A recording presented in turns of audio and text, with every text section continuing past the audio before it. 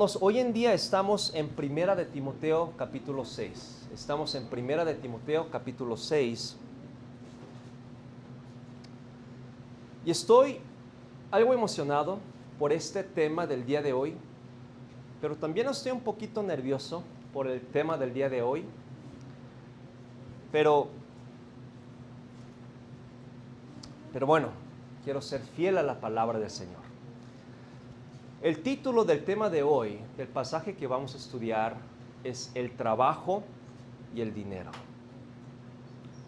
El trabajo y el dinero. Así que vamos a Primera de Timoteo, capítulo 6.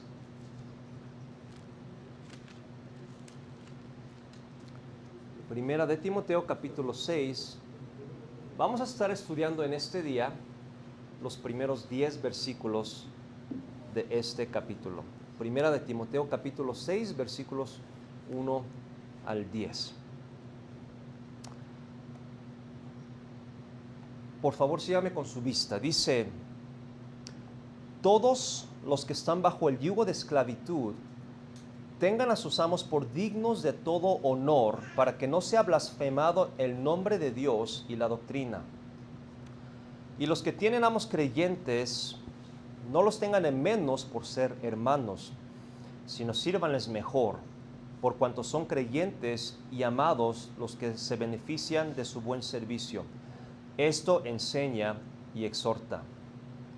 Si alguno enseña otra cosa y no se conforma a las sanas palabras de nuestro Señor Jesucristo y a la doctrina que es conforme a la piedad, está envanecido, nada sabe y delira acerca de cuestiones y contiendas de palabras, de las cuales nacen envidias, pleitos, blasfemias, malas sospechas, disputas necias de hombres corruptos, que de entendimiento y privados de verdad, que toman la piedad como fuente de ganancia.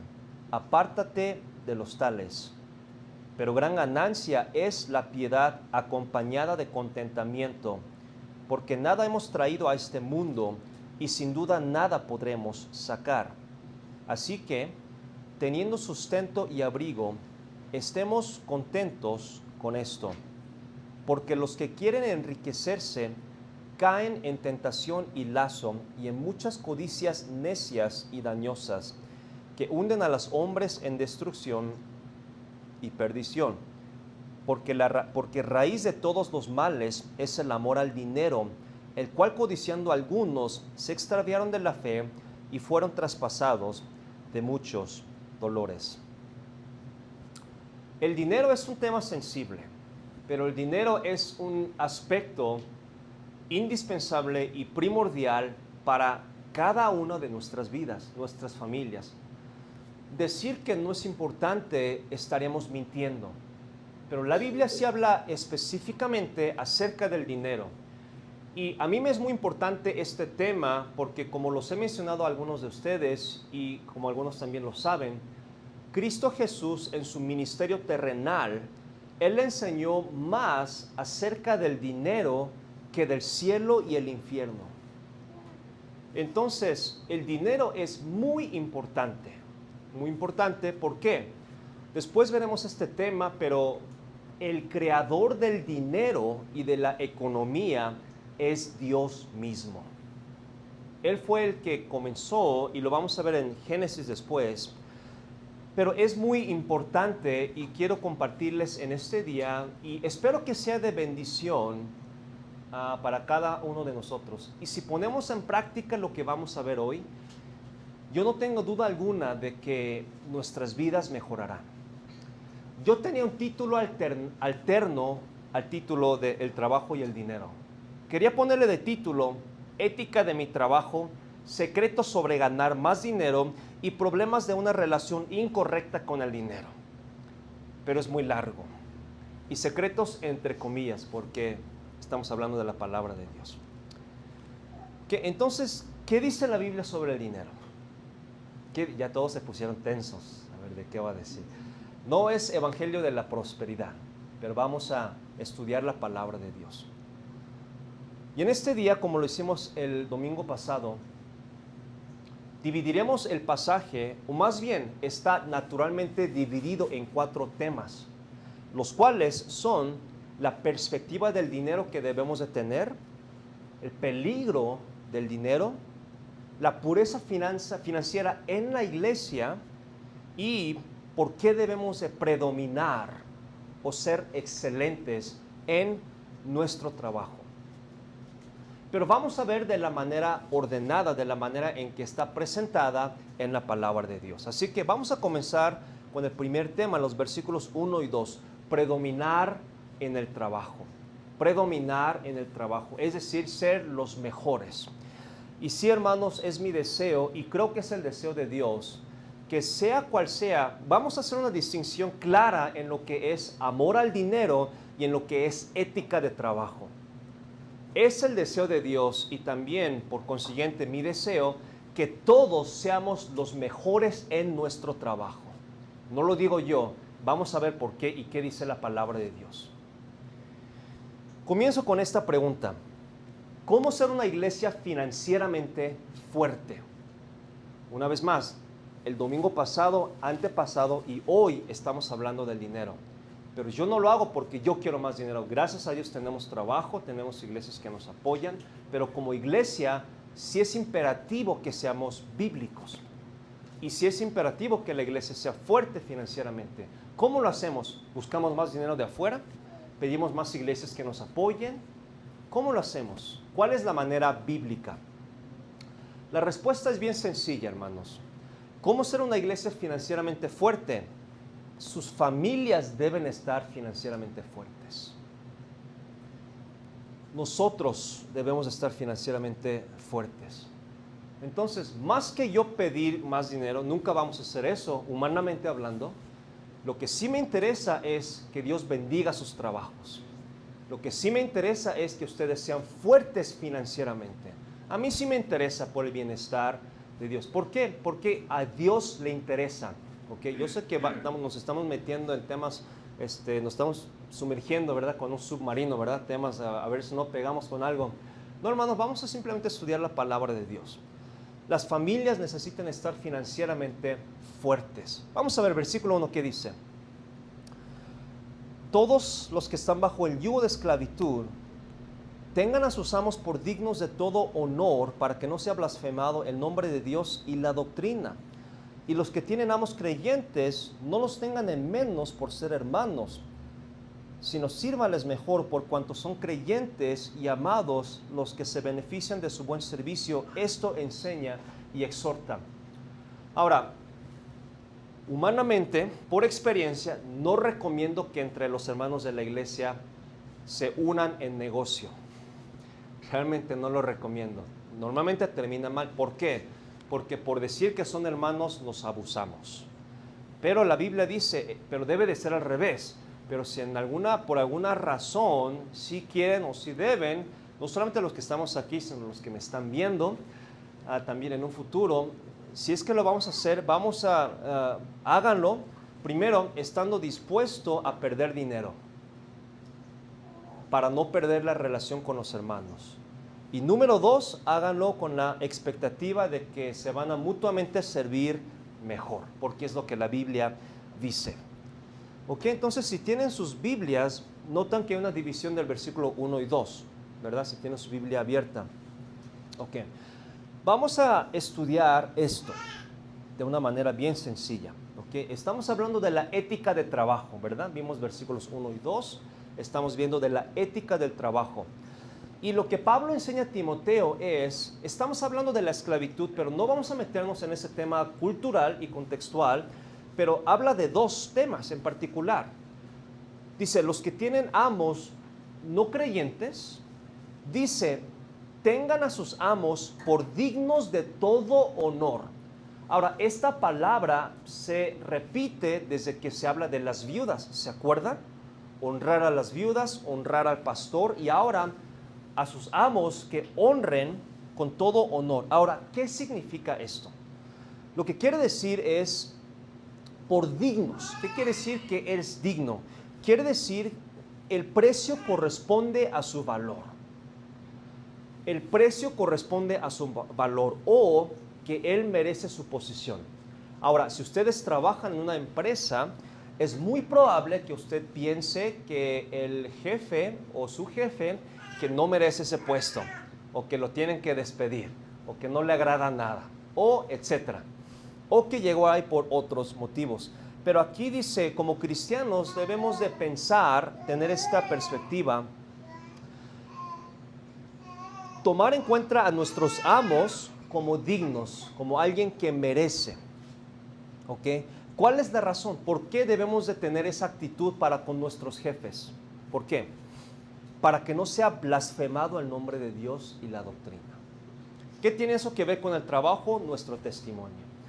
Entonces, lo que enseña es el testimonio, la ética que Dios espera de nosotros. Cuando trabajamos con alguien, Dios dice, ténganos por dignos, lo sean o no, nosotros tengamos por dignos y que Dios haga lo que haga. Entonces, ¿cómo predominar en nuestro trabajo? ¿Cómo ser mejor? Y no me lo estoy inventando yo, no es algo que lo saqué de una revista. Quiero que noten versículo 2. Y los que tienen amos creyentes, no los tengan en menos por ser hermanos, sino que dicen, sírvanle mejor. Sírvanle mejor. ¿Ok? ¿Qué dice? Sírvanle. La manera correcta de ver el trabajo, hermanos, es el servir. Es decir, muchos trabajamos por dinero, por querer más dinero. Y lo que Pablo dice es, la manera correcta de ver el trabajo es servir. No lo hagan por dinero, sino simplemente tengan el deseo de servir mejor, de hacer bien su trabajo. Ahora, esa actitud se revela, es visible en el lugar de trabajo. La gente sabe si lo hacemos por dinero, pero odiamos el trabajo. Pero Pablo dice, sírvanle mejor. Es decir, que lo tomemos como servicio primordialmente y de una manera secundaria, pues bueno, nos remuneran, ¿no? Así que esa es una bendición extra. Pero dice, sírvanles mejor. Por cuanto son creyentes y amados, ahora noten esto, los que se benefician de su buen servicio. Aquí encontramos, hermanos, una clave que para mí es algo que mi papá desde juventud me ha estado enseñando. ¿Cuál es? Los que se benefician. ¿Cómo obtener más dinero? No estamos hablando de dinero, de evangelio de prosperidad. ¿Cómo obtener más dinero? Por ejemplo, en una empresa, 2 empleados, en misma posición, pero uno gana el doble que el otro. ¿Cómo es eso posible? Y la respuesta es sencilla.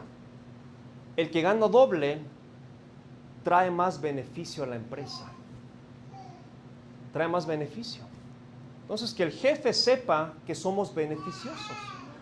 No, una vez más, no es de una revista, sino que la Biblia dice, son creyentes llamados los que se benefician. Entonces, la pregunta es, hay que aprender a ser de mayor beneficio a la empresa o a nuestros clientes.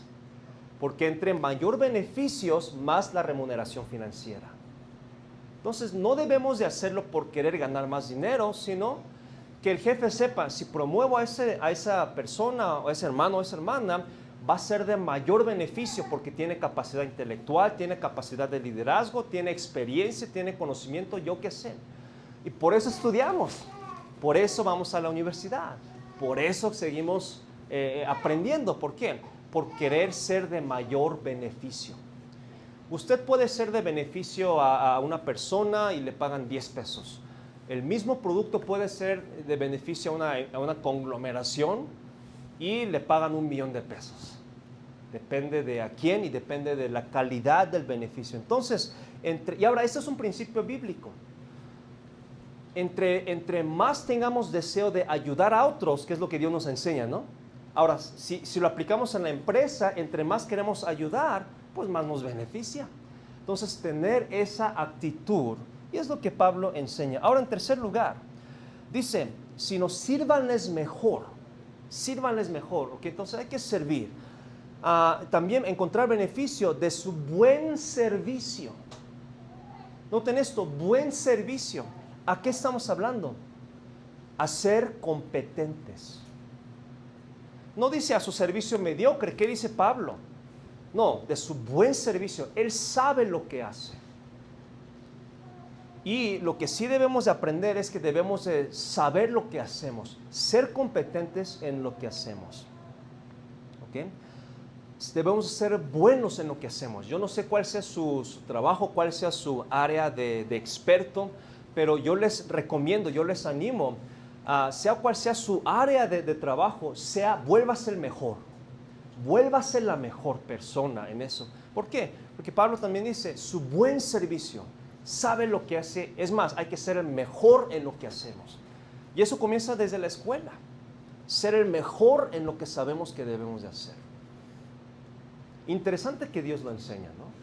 Entonces, repasando este primer punto, ¿cuál es la perspectiva de trabajo? Servir a otros. Y créame, si usted es jefe, usted sabe a quién quiere promover, a quién quiere recomendar, al que es más beneficioso, al que viene con esa actitud de querer ayudar, a querer servir. Número 2, aprenda a aportar mayor valor. Queremos más dinero, pero no somos más capaces. No queremos aportar más. Aportemos mayor valor. Número 3, volvámonos más competentes y profesionales.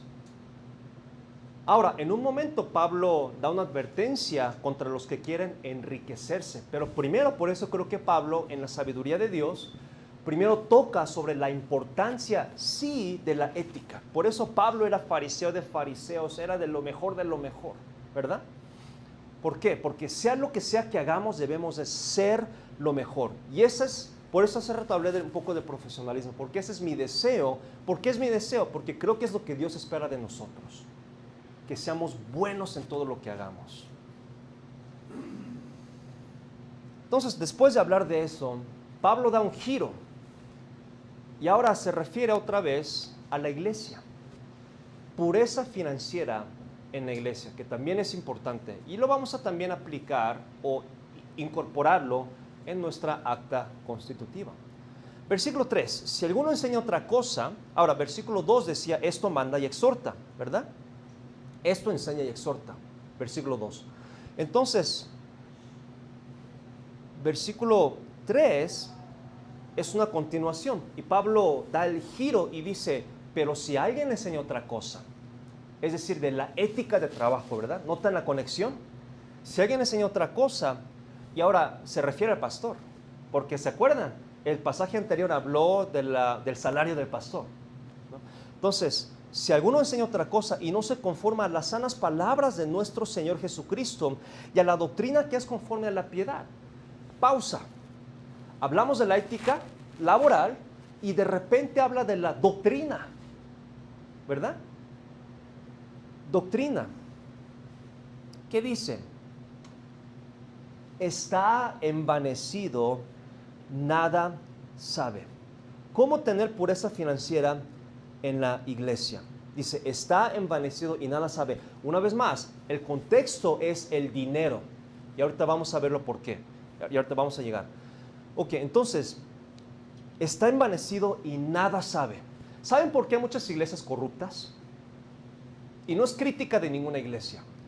Y también es una advertencia a nuestra iglesia. La pureza financiera comienza con pureza doctrinal. Porque la Biblia habla mucho del dinero, de cómo se debe de manejar. ¿Okay? Entonces vamos a ver las características. Cuando no hay pureza doctrinal, dice la palabra de Dios, versículo 4, seguimos. Está envanecido, nada sabe. Dice, delira acerca de cuestiones y contiendas de palabras. Es decir, empieza a enseñar cosas que no son bíblicos. Tal vez para ganarnos más dinero, tal vez para etcétera, etcétera. Y encontramos muchas iglesias así. Dice, delira acerca de cuestiones y contiendas de palabras. ¿Cuál es el resultado de hacer eso? Noten, hermanos, el progreso de las cuales nacen. ¿Ok? Entonces, primero, no se sujetan a la sana doctrina ni a las palabras de Jesucristo. Y Pablo dice, ellos nada saben y están envanecidos. ¿Cuál es el resultado? De eso nacen envidias. Ahora, el contexto, hermanos, es financiero, ¿verdad? Entonces, déjenme explicarles. A Pablo le encantan las listas, ¿no? Si él va al súper, él es alguien que tiene listas, dividido por secciones, ¿no? Le encantan las listas, de las cuales nacen envidias. ¿Qué son envidias? Un sentir negativo contra alguien con más dinero. Estas son definiciones en el contexto del dinero. Un sentir negativo contra alguien que tiene más dinero. Y por eso se predica el evangelio de prosperidad. Lo voy a decir, pare de sufrir, etcétera. ¿Por qué? Porque todo se vuelve dinero. Entonces hay envidias porque quiero más, quiero más, quiero más. Queremos una televisión mejor, queremos envidias. Pleitos. ¿Qué es pleito? Expresión de diferencia de opinión, hostilidad. Específicamente de qué, hermanos. El contexto son las finanzas. Aquí está, manejo de finanzas en la iglesia. Los hermanos se empiezan a pelear. No, es que no debemos de hacer eso con el dinero. Es que sí debemos hacer eso con el dinero. Hay pleitos sobre cómo se debe de manejar el dinero. Blasfemias. No estamos hablando de blasfemar a Dios. Blasfemia es la idea de faltar al respeto de una manera más general. Faltar al respeto específicamente ¿a qué? Con la autoridad de la iglesia, sobre cómo se maneja el dinero. Blasfemia es es denigrar, esa es la idea, sobre cómo se está usando el dinero. Malas sospechas. ¿De qué está hablando? Malas sospechas. Continuamos. Todo tipo de imaginación, específicamente la sospecha que hay corrupción en la iglesia. Malas sospechas. Y continúa, disputas necias de hombres corruptos de entendimiento y privados de la verdad. Esto es argumentos continuos. Y empiezan a pelear sobre diferentes cosas. Hermanos, no tenemos problemas ahorita, pero ¿qué tal si Dios nos bendice?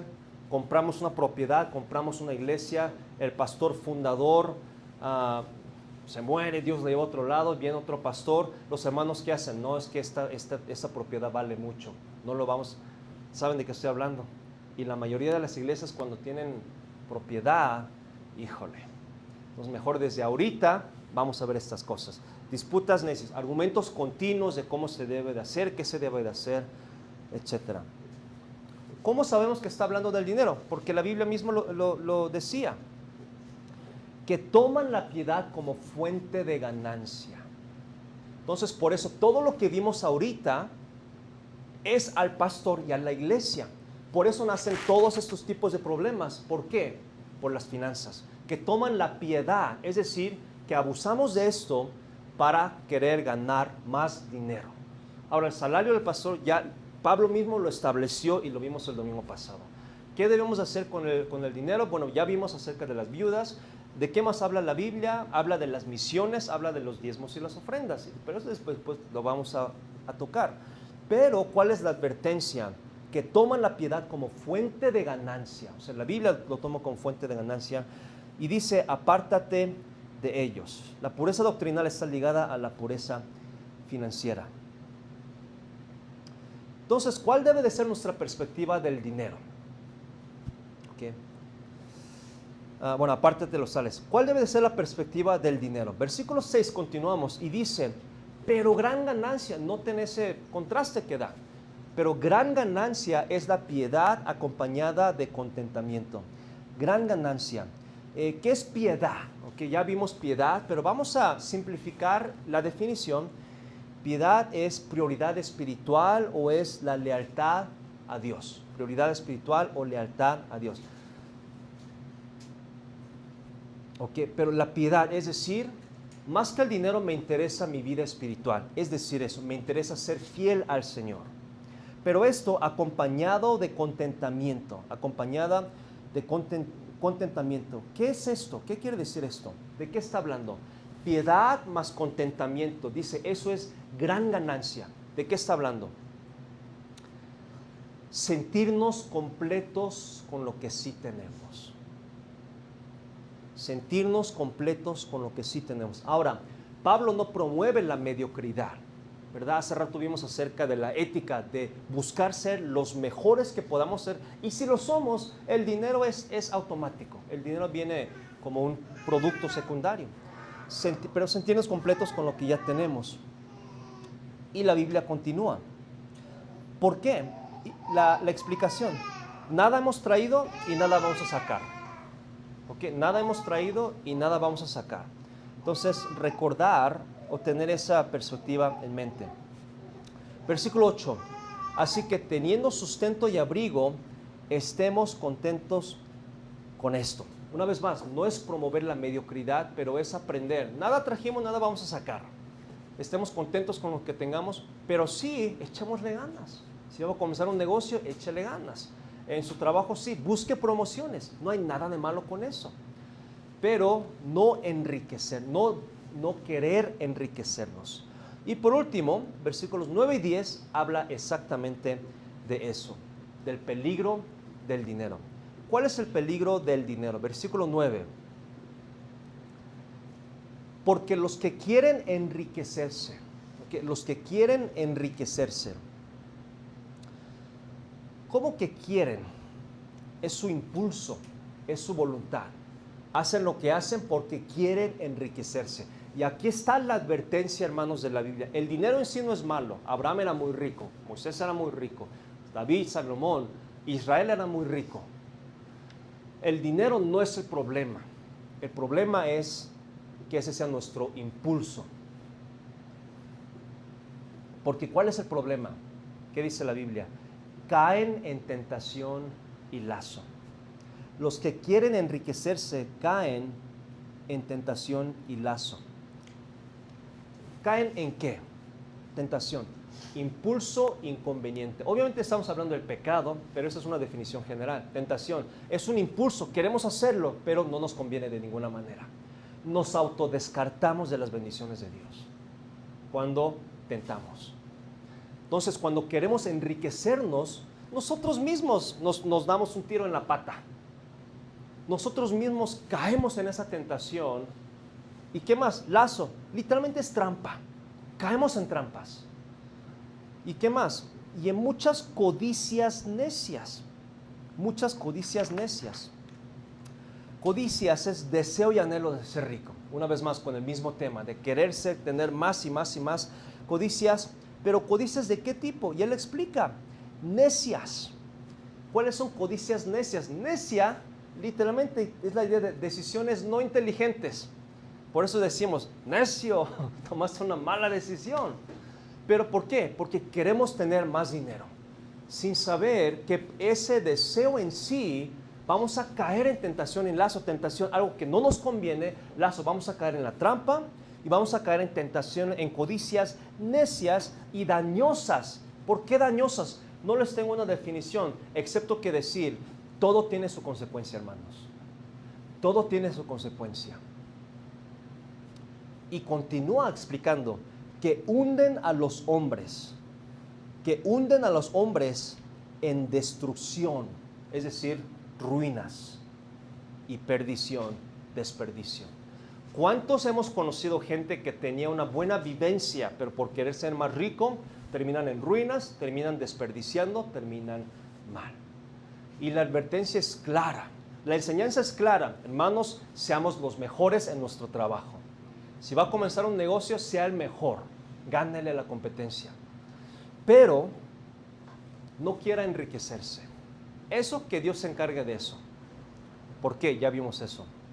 Entonces, yo no recomiendo que busquen ser ricos. Yo no lo recomiendo. La Biblia no lo recomienda. Lo que sí recomiendo es buscar ser más competente, buscar contribuir con mayor beneficio a su empresa o clientes y buscar ofrecer el mejor servicio. ¿Por qué? Y llegamos ya al versículo bien famoso, ¿verdad? Raíz de todos los males es el amor al dinero. Y en este contexto lo vimos por qué. El cual codiciando a algunos, ¿qué?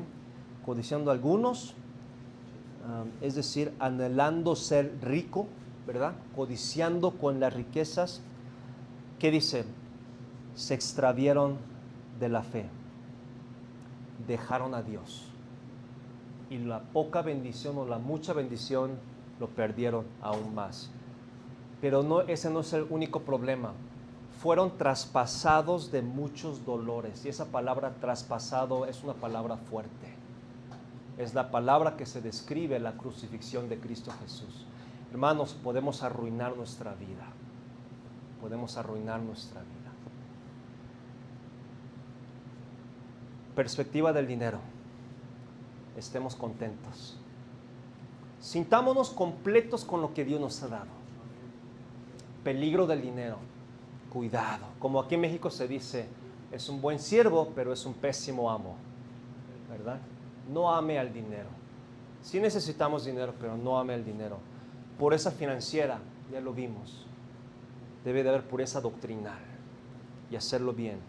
Y por eso es importante predominar en el trabajo. Hermanos, yo sí les animo. Y si es de Dios, no es de Dios que seamos mediocres. Si es de Dios que seamos los mejores en todo lo que hacemos. Así que ese es el reto en este día. Vamos a terminar con una oración. Padre, en esta mañana,